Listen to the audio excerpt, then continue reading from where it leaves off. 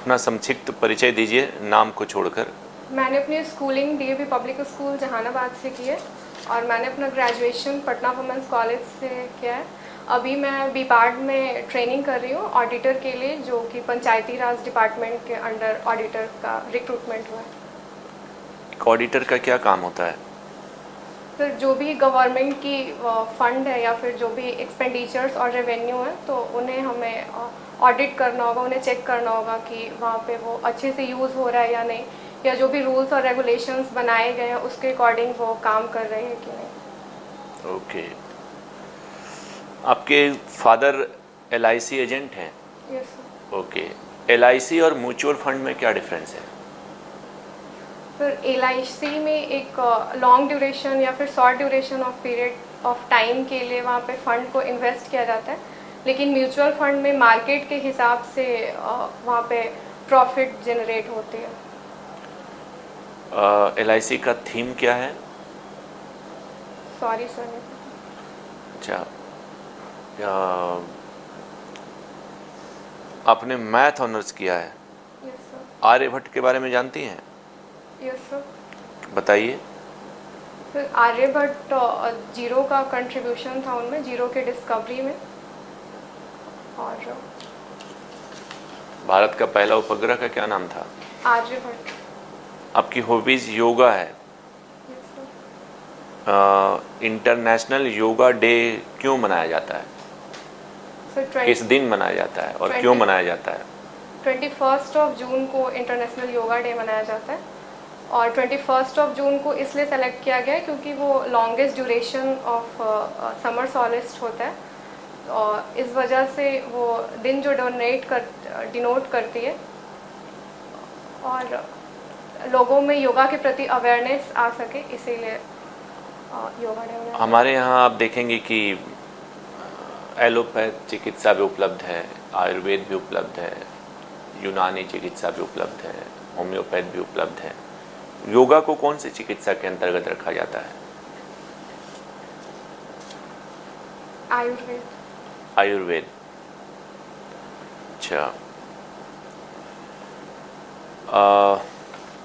महिलाओं की जो अभी पार्लियामेंट में महिला के आरक्षण से संबंधित कुछ विधेयक पास किए गए हैं, उसके बारे में बताइए। सर अभी ये 106 कॉन्स्टिट्यूशनल अमेंडमेंट एक्ट है और 128 अमेंडमेंट बिल है, जिसमें ये प्रोविज़न किया गया है कि महिलाओं को लोकसभा और स्टेट लेजिस्लेटिव असेंबलीज़ में 33% रिजर्वेशन प्रोवाइड किया जाएगा।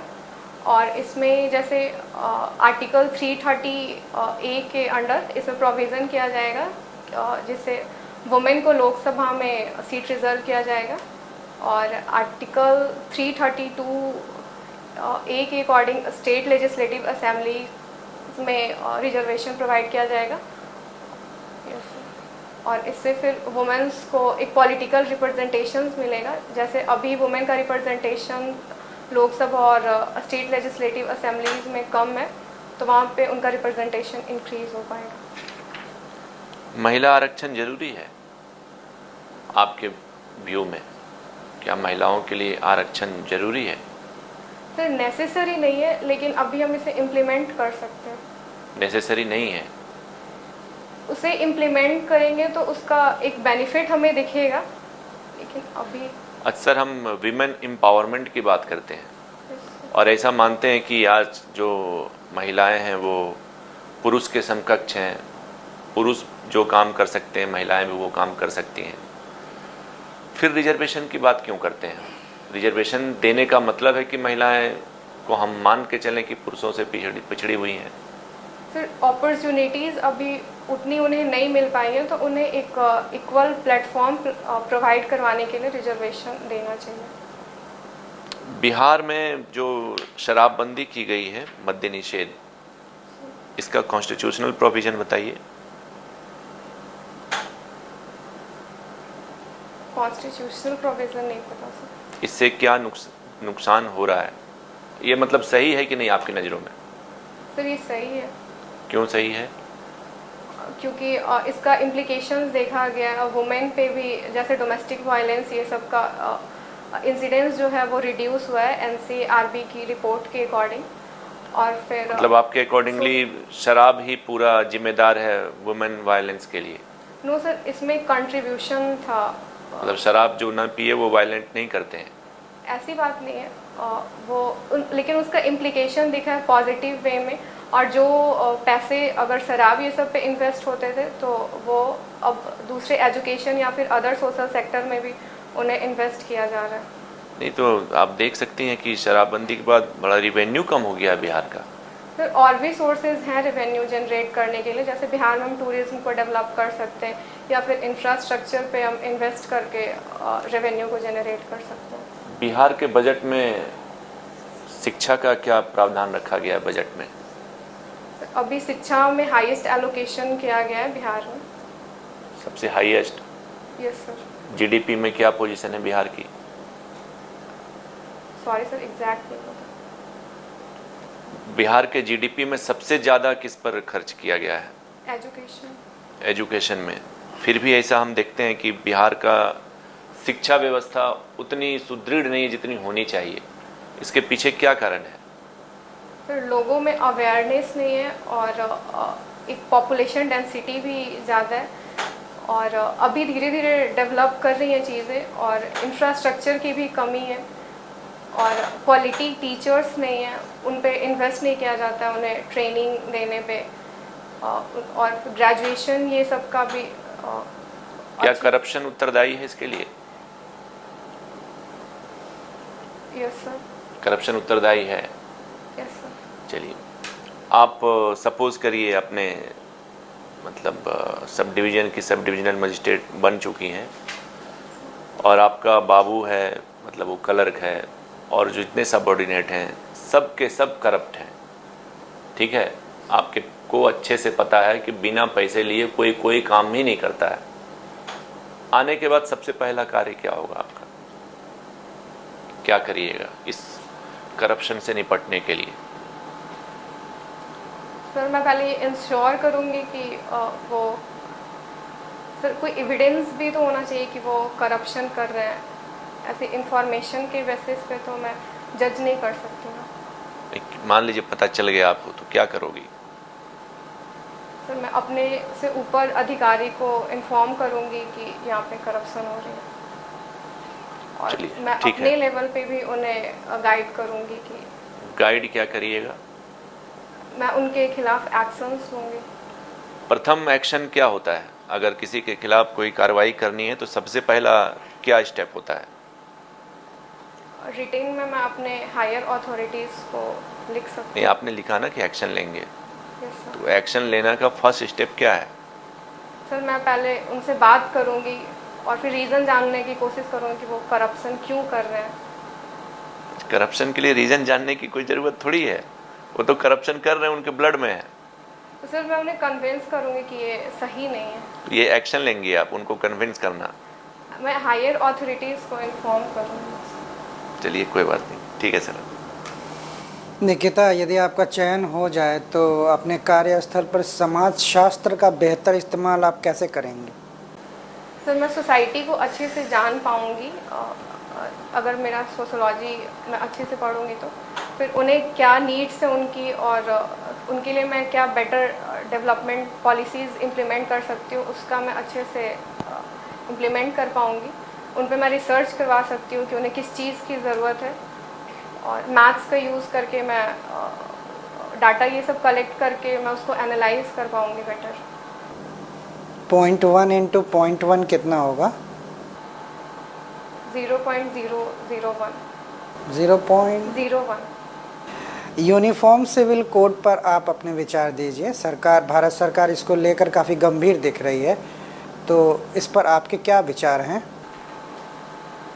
तो ये आर्टिकल 44 के अकॉर्डिंग है यूनिफॉर्म सिविल कोड और यूनिफॉर्म सिविल कोड इम्प्लीमेंट करना चाहिए क्योंकि अभी जो भी मुस्लिम्स के लॉज हैं या फिर ट्राइबल्स के लिए जो लॉज है वो अप्रोप्रिएट नहीं है। सबके लिए डिफरेंट लॉज एप्लीकेबल होते हैं, डाइवोर्स, मैरिज, ये सब के लिए। तो अगर वो सब एक प्लेटफॉर्म पे आ जाएगा तो वो सही होगा। भारत में कहीं यूसीसी लागू है?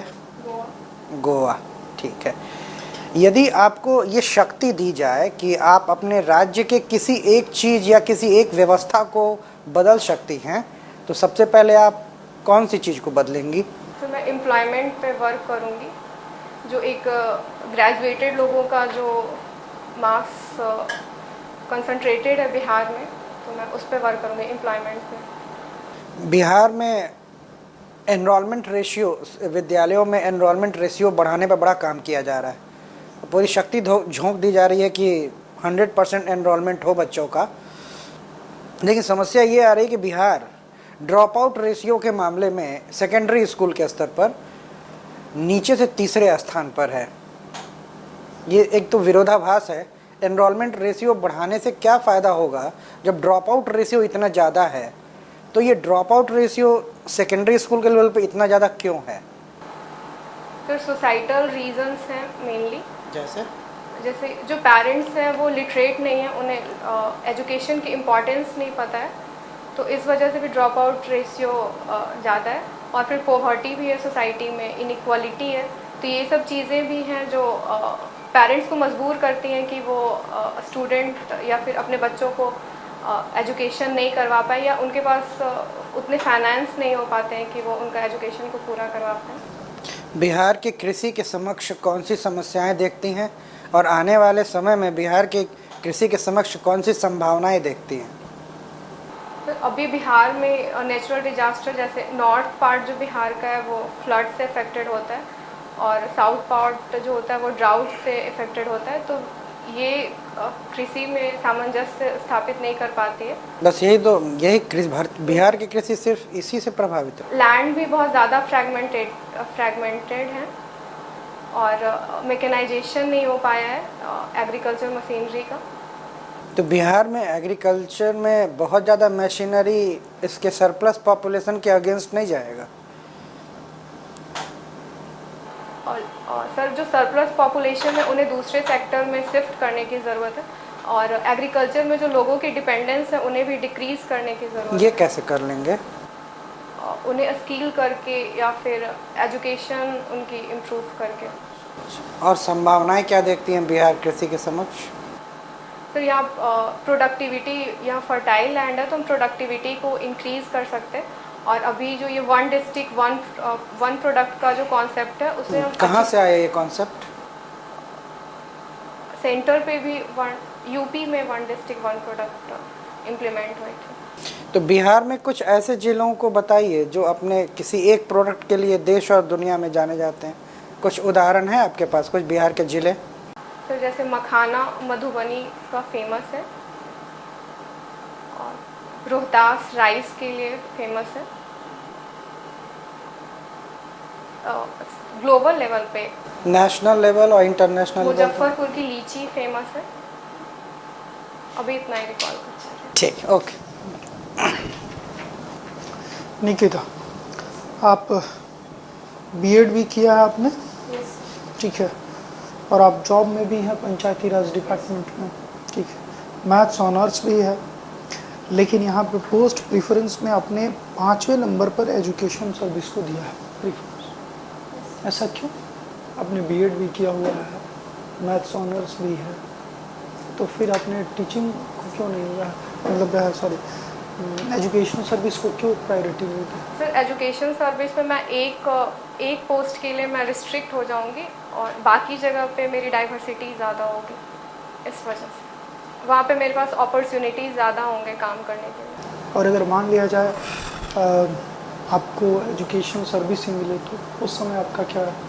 सर, तो ये मेरे लिए बहुत बेटर होगा, मैं अपनी नॉलेज को वहाँ पे बेटर इम्प्लीमेंट कर पाऊँगी एजुकेशन सर्विस में। कैसे आप करेंगे नॉलेज को बेटर? सर, जैसे बीएड में भी हम लोग की 1 to 2 मंथ की ट्रेनिंग हुई थी, वहाँ पे हम लोग बच्चों के साथ जाकर इंटरेक्ट किए थे, और वहाँ पे हम उन लोगों को पढ़ाए भी थे, तो ये चीज़ हेल्प करेगी। तो बच्चों को आपने पढ़ाया था, तो क्या उसमें देखने को मिला बच्चों के समक्ष?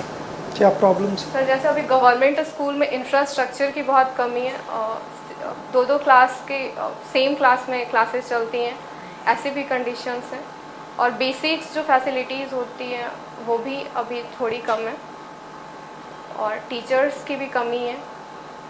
तो ये पर रेशियो क्या है टीचर्स? क्या होनी चाहिए? एक स्टूडेंट पर एक टीचर पर कितने स्टूडेंट होने चाहिए? फिर गेस कर सकते हैं 30 स्टूडेंट। 30 स्टूडेंट। ओके। आपने आपका ऑप्शनल सब्जेक्ट सोशियोलॉजी, ठीक है। अच्छा, मैथ्स का प्रशासन में कहाँ कहाँ इम्प्लीमेंट कर सकती है? मैथ्स, जैसे मैथ्स की जो प्रोबेबिलिटी की टॉपिक होती है तो वहाँ पे मैं रिस्क को आइडेंटिफाई कर पाऊँगी उसका यूज़ करके, और प्रॉफिट लॉस का जो कॉन्सेप्ट है उसको भी मैं यूज़ कर पाऊँगी। डाटा और फिर स्टैटिस्टिक्स ये सब है, तो उन सारे इंफॉर्मेशंस को मैं प्रशासन में यूज़ कर पाऊँगी। ओके। सोशल जस्टिस और सोशल इश्यूज में क्या डिफरेंस है? सोशल जस्टिस और सोशल इश्यूज। सोशल जस्टिस हम लोगों को इंश्योर करवाते हैं कि उन्हें समाज में जो भी सुविधाएं हैं वो उन्हें मिल सके, हर एक सेक्शन को, जो भी मार्जिनलाइज्ड हैं उन्हें भी। और सोशल इश्यूज जो समाज की समस्याएं होती हैं, लोग डे टू डे लाइफ में जो फेस करते हैं, तो उसे सोशल इश्यूज कहते हैं। डिफरेंस मैं क्लियरली नहीं बता पा रही, sorry sir. Okay. POCSO act का नाम सुना है? यस। क्या है वो पॉक्सो एक्ट? रिकॉल नहीं कर पाती। महिलाओं से संबंधित फंडामेंटल राइट में कोई प्रावधान किया गया है और डीपीएसपी में? जैसे आर्टिकल 42 में मैटरनिटी बेनिफिट्स उन्हें प्रोवाइड किया जाएगा, ये डीपीएसपी में। और आर्टिकल 16 का जो 4 है उसमें भी उन्हें एम्प्लॉयमेंट में अपॉर्चुनिटीज़ प्रोवाइड किया जाएगा, वहाँ पे उनके लिए हम रिजर्वेशन कर सकते हैं। 16 क्लॉज 4 में क्या कहता है? 16 क्लॉज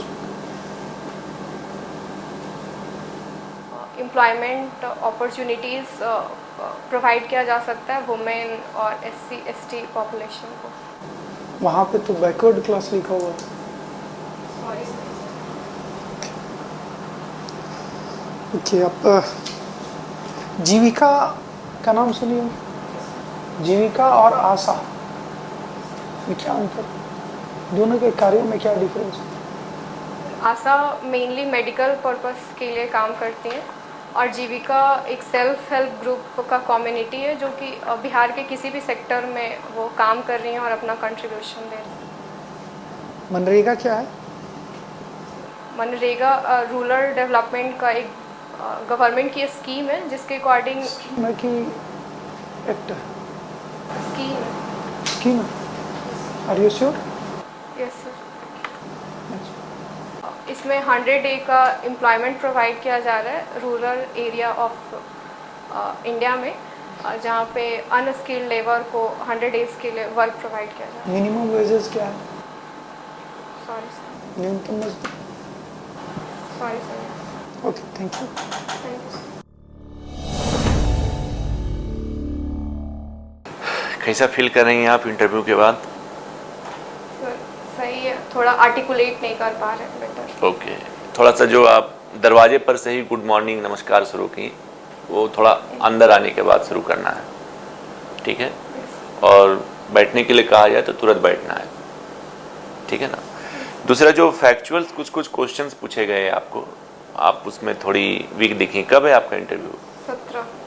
तो थोड़ा टाइम है, आप काम कर सकती हैं। जैसे मैंने सर बिल्कुल भी टाइम नहीं मिलता वहाँ पढ़ाई करने का। अच्छा, अभी आप वर्किंग कर रही हो? बिपाड़ में ट्रेनिंग चल रही है। ओहो, तो लीव नहीं मिलता? बिल्कुल। आज ट्रेनिंग के में लिए कहाँ भी लीव नहीं मिल रहा था। आज के लिए भी लीव नहीं ट्रेनिंग मिल में रहा नहीं था। देते हैं लीव। कोई बात नहीं, अपने से खुद डेवलप करिए आप थोड़ा। जो फैक्चुअल चीज़ें, जैसे मैंने बिहार का जीडीपी एजुकेशन में पूछा आपको, हाँ, ये सब कुछ सर ने क्वेश्चंस पूछे आपको, फैक्चुअल क्वेश्चंस थे, उसके जवाब एटलीस्ट, चूँकि आप सर्विस में हैं तो आपसे उम्मीद ज़्यादा होती कि आप अच्छे से जवाब दोगी, ठीक है ना? तो थोड़ा इस सब पे वर्क करिए। और जैसे पोस्ट प्रेफरेंसेस में आपने बिहार एडमिनिस्ट्रेटिव सर्विस और उसके बाद पुलिस सर्विस को 3rd नंबर पे दिया है। वो क्वेश्चंस इस पे भी बन सकते हैं। सीक्वेंस में हमको ना नीचे 2nd नंबर पे। अच्छा, इसमें गलत लिखा हुआ है। लो फील हो गया।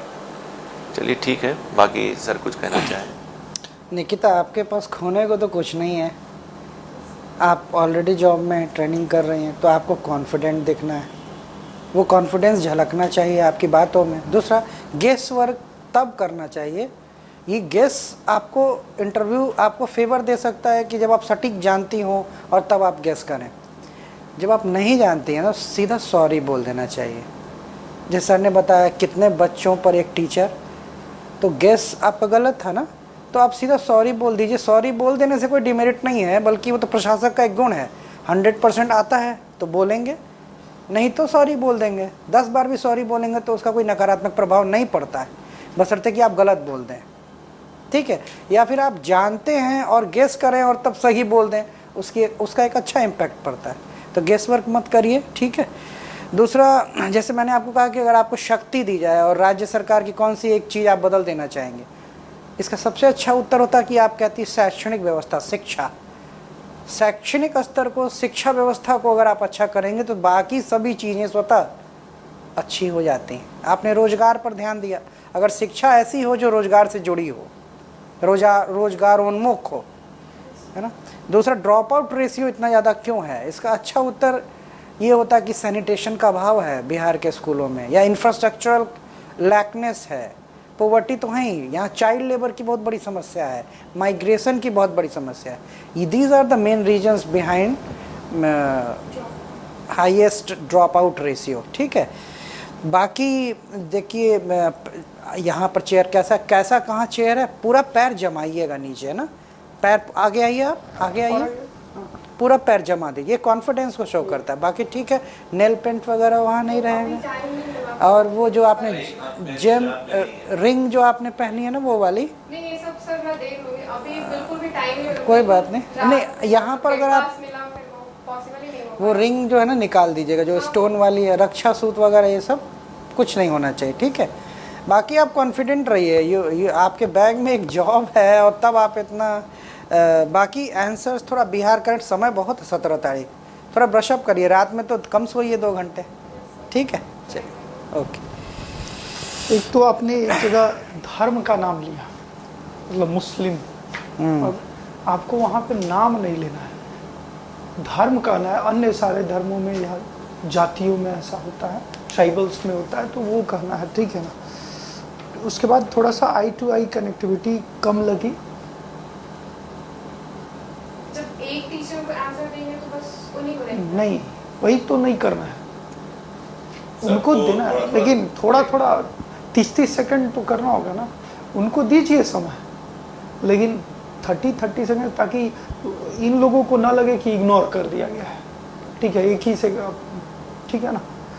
दूसरा, थोड़ा सा हमें ये लगा कि आप ये सब एक ही चीज़ का ये है, सभी एक ही में आते हैं, वो है कॉन्फिडेंस।